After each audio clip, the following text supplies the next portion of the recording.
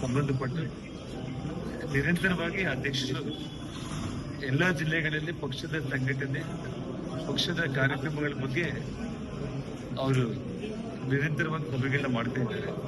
ಇವತ್ತು ಬಳ್ಳಾರಿ ಸಭೆ ಇದೆ ಮತ್ತು ಇತ್ತೀಚೆಗೆ ಬಳ್ಳಾರಿಯಲ್ಲಿ ಆಗಿರುವಂತಹ ಎಲ್ಲ ಘಟನಾವಳಿಗಳ ಬಗ್ಗೆ ಕೂಡ ಸಭೆಯಲ್ಲಿ ಚರ್ಚೆ ಆಗಿರುವಂಥದ್ದು.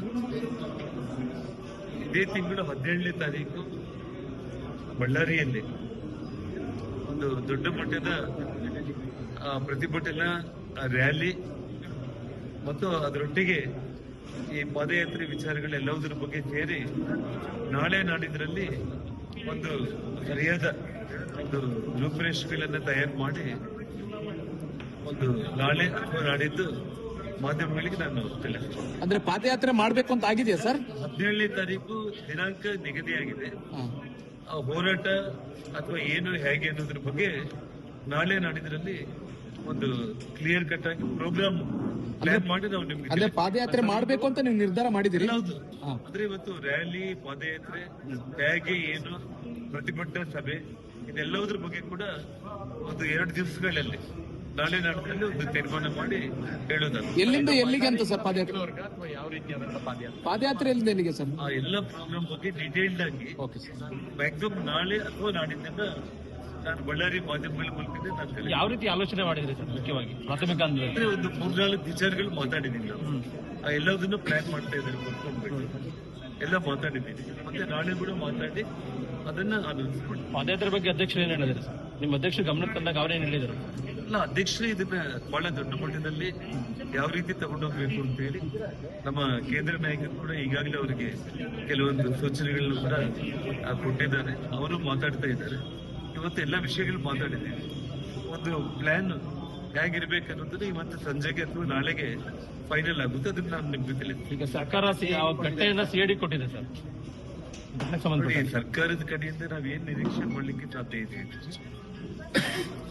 ಮಾಮೂಲು ಪೊಲೀಸರಾಗ್ಲಿ, ಸಿಐಡಿ ಆಗ್ಲಿ ಎಲ್ಲ ಕೂಡ ರಾಜ್ಯ ಸರ್ಕಾರದ ಕೆಳಗಡೆ ಇರುವಂತದ್ದು. ನಾನು ಈಗಾಗಲೇ ತಮ್ಮಲ್ಲಿ ನೇರವಾಗಿ ಅವರ ಕಾಂಗ್ರೆಸ್ ಕಾರ್ಯಕರ್ತರನ್ನ ತಾವು ವಿಡಿಯೋದಲ್ಲಿ ತಾವು ಗಮನಿಸಿದ್ರೆ, ಭರತ್ ರೆಡ್ಡಿ ನಮ್ಮ ಮನೆ ಮೇಲೆ ರಾತ್ರಿ 9 ಗಂಟೆಗೆ ಬಂದಾಗ ಆ ಒಬ್ಬ ರಾಜಶೇಖರನ ಹುಡುಗನ್ನ ಏನು ಕೊಲೆ ಮಾಡಿದ್ರಲ್ಲ, ಆ ರಾಜಶೇಖರ್ ಸುತ್ತುವರೆದೇ ಆ ಟರ್ಬನ್ಗಳು ಹಾಕಿರೋಂಥ 3 ಗನ್ಮೆನ್ಗಳು ಆ ಹುಡುಗನ ಸುತ್ತೂರ ಓಡಾಡ್ತಾ ಇರ್ತಾರೆ. ಅವ್ರು ಎಲ್ಲಿ ತಪ್ಪಿಸ್ಕೊತಾನೋ ಅಂತ ಹೇಳಿ. ಅಂದ್ರೆ ಯಾರೊಬ್ಬ ಪ್ರಮುಖ ಕಾರ್ಯಕರ್ತನ ಕೊಲೆ ಮಾಡಿಬಿಟ್ಟು ನಮ್ಮ ಮೇಲೆ ಆಗ್ಬೇಕು ಅನ್ನೋಂತ ಒಂದು ಕುಡಿದ ಅಮಲಲ್ಲಿ ಇವತ್ತೇನು ಶಾಸಕ ಭರತ್ ರೆಡ್ಡಿ ತೀರ್ಮಾನ ಮಾಡ್ಕೊಂಡಿದ್ದ, ಆ 3 ಕಾರ್ಬನ್ ಹಾಕೊಂಡಿರೋಂತ ಆ ಟರ್ಬನ್ ಗನ್ಮೆನ್ಗಳು, ಪಂಜಾಬಿಗಳು ಆ ರಾಜಶೇಖರ್ ಸುತ್ತೂರನೇ ಓಡಾಡ್ತಾ ಇರ್ತಾರೆ. ಆ ಹುಡುಗ ಲಾಠಿ ಏಟ್ಗೆ ಅವ್ನು ಹಿಂತಿರುಗಿ ಓಡ್ತಾ ಇದ್ರೆ ಅವ್ನ ಬೆನ್ ಹಿಂದೆನೆ ಪಾಯಿಂಟ್ ಬ್ಲಾಂಕ್ ಕೊಲೆ ಮಾಡಿದ್ದಾರೆ. ಇಷ್ಟು ಸಾಕ್ಷಿ ಇಟ್ಕೊಂಡ್ಬಿಟ್ಟು ಬಳ್ಳಾರಿ SP ಸಸ್ಪೆಂಡ್ ಆದ್ರು, IG ಟ್ರಾನ್ಸ್ಫರ್ ಆದ್ರು. ಆದ್ರೆ ನಿಜವಾದ ಕಳ್ಳರು DSP, ASP ಅಲ್ಲೇ ಬಳ್ಳಾರಿಯಲ್ಲೇ ಕೂತಿದ್ದಾರೆ. ಅವ್ರ ಮೇಲೆ ಕ್ರಮ ಇದುವರೆಗೂ ಕೈಗೊಂಡಿಲ್ಲ. ಅವ್ನ ಸತೀಶ್ ರೆಡ್ಡಿದ ವಿಡಿಯೋ ನಾನು ಬಿಡುಗಡೆ ಮಾಡಿದೆ. ಅವನು ಆರಾಮಾಗಿ ಆಸ್ಪತ್ರೆ ಒಳಗಡೆಯಿಂದ ನಡ್ಕೊಂಡು ಬಂದು ಗಾಡಿ ಹತ್ತಿ ಆಂಬುಲೆನ್ಸ್ ಅಲ್ಲಿ ಕೂತ್ಕೊಂಡು ವಿಕ್ಟ್ರಿ ಸಿಂಬಲ್ 3 ಬಾರಿ ತೋರಿಸ್ತಾನೆ. ಅವನ್ನ ಅರೆಸ್ಟ್ ಮಾಡಿಲ್ಲ. ಭರತ್ ರೆಡ್ಡಿ 6-7 ದಿನದಿಂದ ಅವನು ಪತ್ತೆ ಇಲ್ಲ, ಎಲ್ಲಿದ್ದಾನೆ ಅನ್ನೋದನ್ನ ಅವನ್ನ ಅರೆಸ್ಟ್ ಮಾಡ್ಲಿಕ್ಕೆ ಪ್ರಯತ್ನ ಮಾಡ್ತಾ ಇಲ್ಲ. ಹೊಸ SP, IG ಇಬ್ರು ಬಂದಿದ್ದಾರೆ, ಅವರು ಅರೆಸ್ಟ್ ಮಾಡೋ ಪ್ರಯತ್ನ ಮಾಡ್ತಾ ಇಲ್ಲ. ಆ ASP, DSP ಮೇಲೆ ಇದುವರೆಗೂ ಕ್ರಮ ಇಲ್ಲ.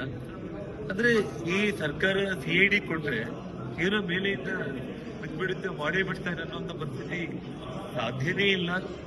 ರಾಜ್ಯ ಸರ್ಕಾರದಲ್ಲಿ ನಮ್ಮ ಪೊಲೀಸರ ಬಗ್ಗೆ ಗೌರವ ಇದೆ ನನಗೆ. ಆದ್ರೆ ಈ ರಾಜ್ಯದ ಉಪಮುಖ್ಯಮಂತ್ರಿಗಳೇ ನಾನೊಬ್ಬ ಶಾಸಕ ಕ್ರಿಮಿನಲ್ ಬೆನ್ ಹಿಂದೆ ನಾನು ನಿಂತ್ಕೊಂಡಿದ್ದೀನಿ ಅಂತ ಹೇಳಿದ್ಮೇಲೆ, ಜನಾರ್ದನ್ ರೆಡ್ಡಿಗೆ ಸೆಕ್ಯೂರಿಟಿ ಅಮೆರಿಕ, ಚೈನಾದಿಂದ ತಗೊಂಡ್ ಬರ್ಲಿಕ್ಕೆ ಹೇಳ್ರಿ ಅಂತ ಹೇಳಿದ್ಮೇಲೆ, ಜನಾರ್ದನ್ ರೆಡ್ಡಿಗೆ ಏನಾದ್ರು ಗುಂಡೇಟ್ ಇಲ್ಲಿ ಬಿತ್ತ ಅಂತೇಳಿ ಒಬ್ಬ ಉಪಮುಖ್ಯಮಂತ್ರಿ ಮಾತಾಡಿದ್ರೆ ಇನ್ನು ಪೊಲೀಸರು ಅವ್ರಿಗೆ ಧೈರ್ಯ ಬರುತ್ತೆ ಇನ್ವೆಸ್ಟಿಗೇಷನ್ ಮಾಡ್ಲಿಕ್ಕೆ.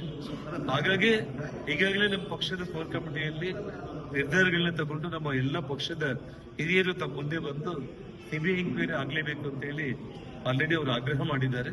ಹಾಗಾಗಿ ಇವತ್ತು ನಮ್ಮ ಹೋರಾಟದ ರೂಪುರೇಷೆಗಳ ಬಗ್ಗೆ ಇವತ್ತು ನಾಳೆ ಅದಕ್ಕೆ ಒಂದು ಸರಿಯಾದ ನಿರ್ದಿಷ್ಟವಾಗಿ ಪ್ಲಾನ್ ಮಾಡಿ ಹೇಳೋದಾಗುತ್ತೆ. ಹಾಗಾಗಿ ಈ CID ತನಿಖೆಯಿಂದ ಇನ್ನೊಂದರಿಂದ ನ್ಯಾಯ ಸಿಗುತ್ತೆ ಅನ್ನೋದು ಸುಳ್ಳು.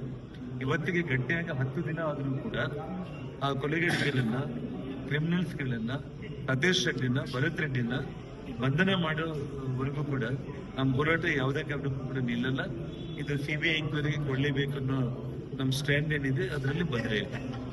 ರಾಜ್ಯ ಸರ್ಕಾರ ಸಿಬಿಐ ತನಿಖೆಗೆ ಅವರು ವಹಿಸ್ಕೊಡೋದಕ್ಕೆ ಅವರು ರೆಕಮೆಂಡ್ ಮಾಡಬೇಕು. ಅದಿಲ್ಲ ಅಂದ್ರೆ ಕಾನೂನಲ್ಲಿ ಬೇರೆ ಬೇರೆ ಮಾರ್ಗಗಳಿದೆ, ಅದ್ರ ಬಗ್ಗೆ ಕೂಡ ನಾವು ಕೋರ್ಟಿಗೆ ಏನಾದ್ರು ಹೋಗ್ತೀರಾ ಸರ್? ಅದನ್ನ ತಯಾರಿ ಮಾಡ್ಕೊಳ್ತಾ ಇದ್ದೀವಿ. ಕೋರ್ಟಿಗೆ ಹೋಗ್ಲಿಕ್ಕೆ ಹೌದು. ಇವತ್ತು ಸರ್ಕಾರ ಇನ್ನೂ ಒಂದೆರಡು ದಿನ ಟೈಮ್ ನೋಡ್ತಾ ಇದೀವಿ. SP IG ಬಂದಿದ್ದಾರೆ, ಅವ್ರನ್ನ ಬಂಧನ ಮಾಡಿದಾರೆ ನೋಡೋಣ.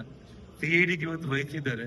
ಇನ್ನೊಂದು ಇನ್ವೆಸ್ಟಿಗೇಷನ್ ಬಗ್ಗೆ ಯೋಚನೆ ಮಾಡಿದ್ರೆ ಆಲ್ಮೋಸ್ಟ್ ಇನ್ವೆಸ್ಟಿಗೇಷನ್ ಮೀಡಿಯಾನೇ ಕಂಪ್ಲೀಟ್ ಮಾಡ್ಬಿಟ್ಟಿದೆ ವಿತ್ ಎವಿಡೆನ್ಸಸ್.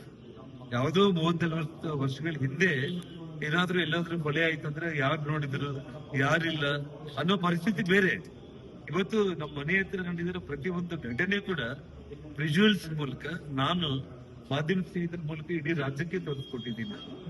ಆ ಗನ್ ಪಾಯಿಂಟ್ ಅಲ್ಲಿ ಫೈರ್ ಮಾಡಿರುವಂತದ್ದಾಗಿರ್ಬೋದು, ಸ್ಮಶಾನದಲ್ಲಿ ಕೆಲಸ ಮಾಡೋ ಹುಡುಗ ಇವತ್ತೇನು ಕುಣಿ ತೆಗೆದು ಮತ್ತೆ ಕುಣಿ ಮುಚ್ಚೋದಕ್ಕೆ MLA ಯಾವ ರೀತಿ ಹೆದರಿಸ್ತಾ ಇದ್ದಾನೆ, ಬೆದರಿಸ್ತಾ ಇದ್ದಾರೆ, ಮತ್ತೆ ರೀಪೋಸ್ಟ್ ಮಾಡಿದ್ರೆ ಸಿಗಾಕೊಳ್ತೀವಿ ಅಂತ ಹೇಳಿ ನೇರವಾಗಿ ಮನುಷ್ಯರನ್ನ ಕಳಿಸಿ ಆ ಕುಣಿ ಮುಚ್ಚಿಸೋದ್ರ ಬಗ್ಗೆ ಕೂಡ ಆ ಸ್ಮಶಾನದಲ್ಲಿ ಮಾತಾಡಿರೋದನ್ನ ಹೇಳಿದ್ದೀನಿ.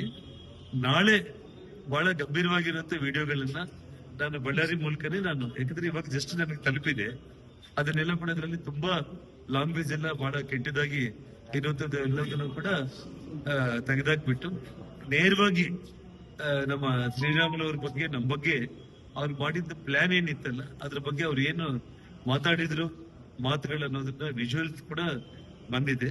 ಅದನ್ನ ನಾನು ನಾಳೆ ಬೆಳಿಗ್ಗೆ ಬಳ್ಳಾರಿಯಲ್ಲಿ ನಾನು ರಿಲೀಸ್ ಇದಕ್ಕೆ ಅದು ಬೇಕು ಇದು ಬೇಕು ಪ್ರೂಫ್ ನೋಡ್ತೇವೆ. ನೋಡಿ, ಘಟನೆ ಆದ್ಮೇಲೆ ನಮ್ಮ ಮನೆಗೆ 5 ದಿನ ನಂತರ ಬರ್ತಾರೆ.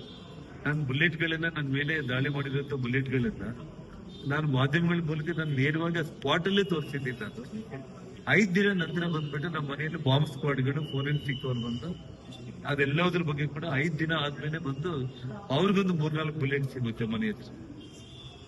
ಅಂದ್ರೆ ಎಷ್ಟು ನಿಧಾನಗತಿಯಾಗಿ ಸುಮ್ನೆ ಕಣ್ಣೊಳಿಸುವಂತ ರೀತಿಯಲ್ಲಿ ಮಾಡ್ತಾ ಇದ್ದಾರೆ ಅನ್ನೋದು ನಿಮ್ ಕಣ್ಮುಂದೆನೇ ಇದೆ. ಇವತ್ತು ಮಾಧ್ಯಮಗಳು ಈ ವಿಜುವಲ್ಸ್ ಅನ್ನ ಇಡೀ ರಾಜ್ಯಕ್ಕೆ, ದೇಶಕ್ಕೆ ನೀವು ತೋರಿಸಲಿಲ್ಲ ಅಂದಿದ್ರೆ ಎಷ್ಟೊತ್ತಿಗೆ ಅವ್ರು ಇನ್ನ ಏನ್ ಬೇಕಾದ್ರೂ ಕೂಡ ಮಾಡೇ ಬಿಡ್ತಾ ಇದ್ರು. ಹಾಗಾಗಿ ಅಟ್ಲೀಸ್ಟ್ ತಮ್ಮ ಮೂಲಕ ಜೀವಂತವಾಗಿ ಇಶ್ಯೂ ಇನ್ನೂ ಇದೆ. ನಾಳೆ ಇನ್ನ ಕೆಲವೊಂದು ಸಾಕ್ಷ್ಯಗಳನ್ನ ನಾನು ಬಿಡುಗಡೆ ಮಾಡ್ತೀನಿ. ದೇವೇಗೌಡ ಅವ್ರ ಇಡೀ ಕುಟುಂಬಕ್ಕೆ ನಾನು ಧನ್ಯವಾದಗಳನ್ನ ತಿಳಿಸ್ತೇನೆ. ಈ ಘಟನೆ ಆದ ತಕ್ಷಣ ಅವತ್ತು ರಾತ್ರಿನೇ ಸನ್ಮಾನ್ಯ ದೇವೇಗೌಡರು ನನಗೆ ಫೋನ್ ಮೂಲಕ ಎಲ್ಲ ವಿಷಯಗಳನ್ನ ತಿಳ್ಕೊಂಡ್ರು. ರೇವಣ್ಣ ಅವ್ರ ಮೂಲಕ ತಿಳ್ಕೊಂಡ್ರು.